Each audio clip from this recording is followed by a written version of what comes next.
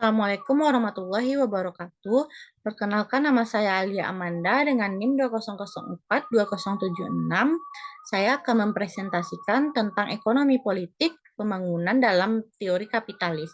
Video kali ini guna untuk memenuhi tugas ekonomi politik yang diampu oleh Ibu Nora Eka Putri, SIP MSI. Yang pertama, ekonomi politik pembangunan dalam teori kapitalis. Dalam kerangka teori kapitalis, pemahaman tentang ekonomi politik pembangunan menjadi penting untuk menganalisis hubungan yang kompleks antara faktor ekonomi, politik, dan proses pembangunan dalam suatu negara. Teori kapitalis memandang ekonomi sebagai motor utama pembangunan dengan fokus pada alokasi sumber daya melalui mekanisme pasar dan pertumbuhan ekonomi sebagai indikator keberhasilan. Namun, interaksi antara kekuatan politik dan ekonomi dalam konteks kapitalisme memberikan dimensi tambahan yang penting dalam memahami dinamika pembangunan. Aspek ekonomi kapitalisme. Teori kapitalisme menekankan pentingnya kepemilikan modal dan pasar bebas dalam mengatur alokasi sumber daya ekonomi. Kapitalisme memberikan peran sentral dalam perusahaan dan pemilik modal dalam menentukan arah ekonomi.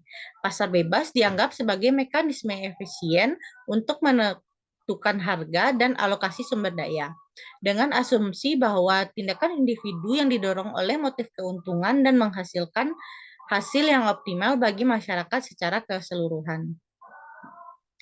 Selanjutnya, peran politik dalam pembangunan.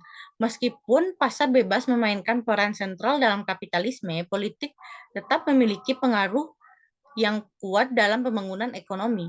Kekuatan politik mempengaruhi pembentukan kebijakan ekonomi, regulasi pasar, dan distribusi kekayaan.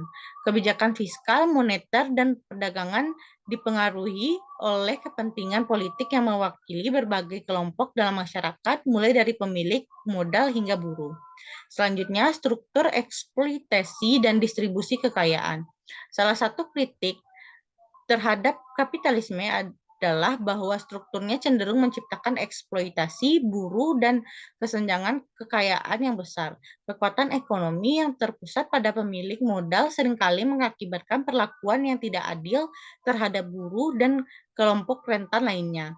Distribusi kekayaan yang tidak merata menjadi hambatan dalam mencapai pembangunan yang inklusif dan berkelanjutan. Selanjutnya, pembangunan berkelanjutan dan inklusif.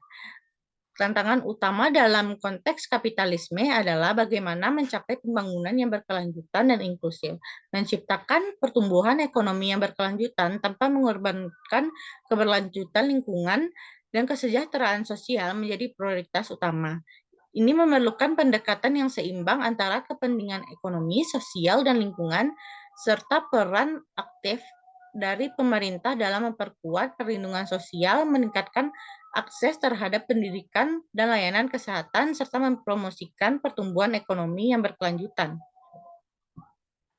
Sekian presentasi dari saya. Assalamualaikum warahmatullahi wabarakatuh.